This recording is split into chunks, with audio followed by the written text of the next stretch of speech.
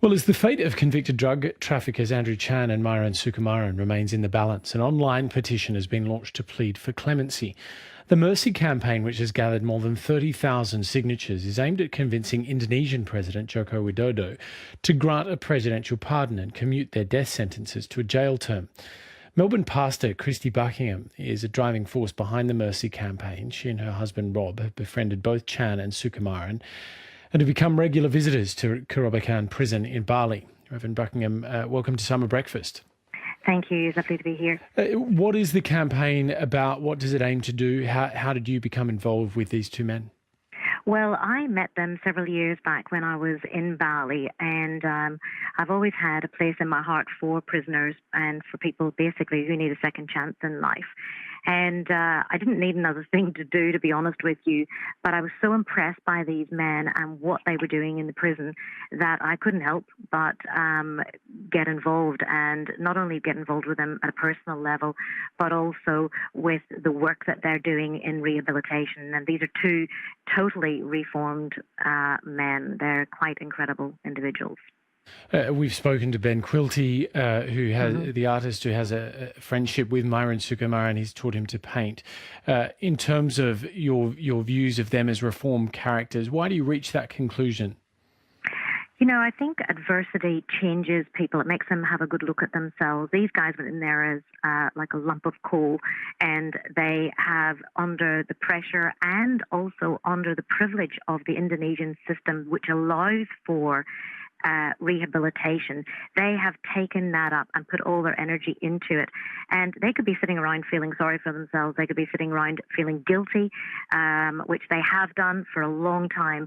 But they have chosen to make an effort to change the lives of other people and to make that prison a better place. And let's face it, they will never get out. We're pleading for their lives. They will stay there for a very long time, but we're pleading for their lives, because the reality is that not only are they reformed, they have now become leaders of reform. They are reforming others that will get out. And the definition of insanity is doing the same thing and expecting a different result.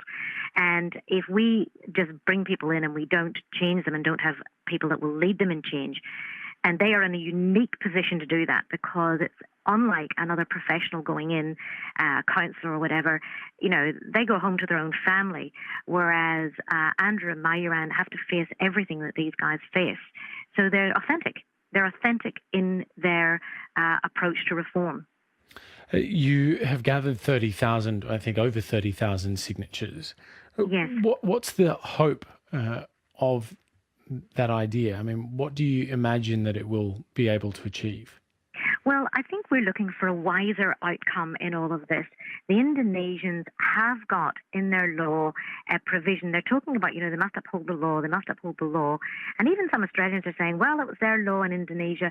Yes, that is true, but they also have a law that states, a constitutional law that states that if the condemned is reformed, that they will not face execution. And we're saying, wouldn't it be wiser to keep these men alive? And that's why the petition at mercycampaign.org is to do that. And interestingly, you would be amazed to see that Australia's number one in the number of the petitions, New Zealand's number two, the UK is number 3, and then we have Indonesia as number 4, and it's creeping up.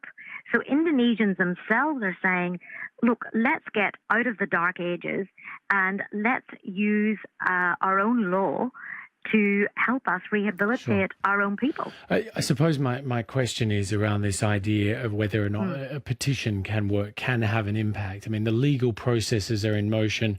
Yes. I certainly noticed, particularly in relation to things like the Peter Grester campaign and or the Free Al Jazeera staff campaign, that there's a lot of skepticism about whether these sort of strategies can ever really bring any influence to bear on those that are making decisions. Yes, and I can understand that skepticism. However, I do believe that our Prime Minister is listening to the voices of people.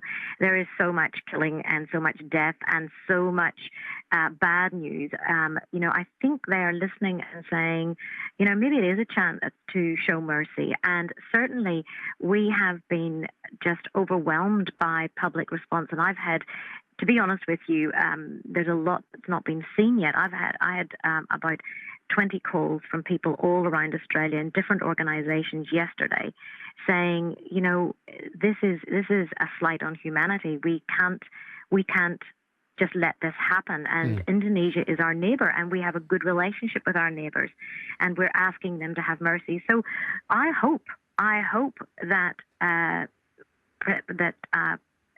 Prime Minister Abbott will listen, and he is listening. And our Foreign Minister is definitely listening, and we do hope that President Jokowi can sit down and be reasonable about this and see what his country has actually instigated, and not only that, but actually say, yes, well, in this case, these prisoners are reformed and they do qualify for this, for me to look at their petitions and to look at their clemency in a fresh and new light. You mentioned that you've travelled to Indonesia regularly. Yes. You'll know that face, saving face is important in Southeast Asian culture. Do you think there's any risk with something like this, that a sort of large-scale public campaign, particularly coming from Australia, might actually force politicians in Indonesia to sort of dig in so as not to be seen to be shamed into changing their view? Do you think that's a possibility? It's a very good point. But, Jokowi has been hailed as the people's president, and he won't lose face if he uses his own the own laws of the country, the constitutional law. So there is no need for him to feel at all.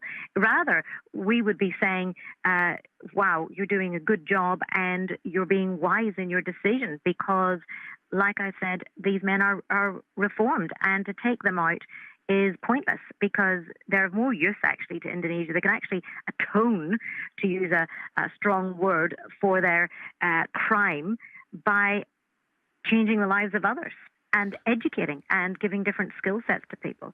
So, look, it's possible, but I would hope against all hope that they would see sense in utilising another provision in their law.